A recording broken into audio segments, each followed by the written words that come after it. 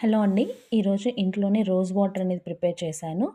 So, ఇది condensation ప్రాసెస్‌లో చేశాననమాట. ఫస్ట్ ఒక మందపాటి బౌల్ తీసుకొని, అందులో ఒక స్టాండ్ పెట్టుకొని, దాంట్లో ఒక గిన్నె పెట్టుకొని, చుట్టూ రోజ్ పెటల్స్ వేసుకొని, ఓన్లీ ఒక హాఫ్ కప్ వరకి వాటర్ తీసుకొని, దాన్ని వేసిన తర్వాత ఏదైనా ఒక ఇడ్లీ పాత్ర మూత గాని ఏదైనా పెట్టి ఆవిరి పోకుండా మరిగించుకోవాలనమాట.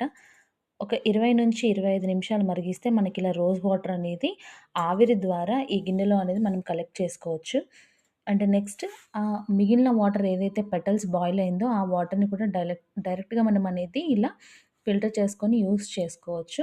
సో, ఇవి రెండింటికి డిఫరెన్స్ ఏంటి అంటే ఇదేంటంటే మనకి కండెన్సేషన్ ప్రాసెస్‌లో మనం కలెక్ట్ చేసుకున్నాం కాబట్టి అంత మంచి ప్యూర్ మనకి బయట దొరికే అటువంటి రోజ్ వాటర్ లాగానే అండ్ ఇదేంటంటే మొత్తం బాయిల్ అయిన తర్వాత వచ్చిన ఎక్స్‌ట్రాక్ట్ అనమాట. దీని గురించి నెక్స్ట్ వీడియోలో డిస్కస్ చేద్దాం. నచ్చితే లైక్ చేయండి.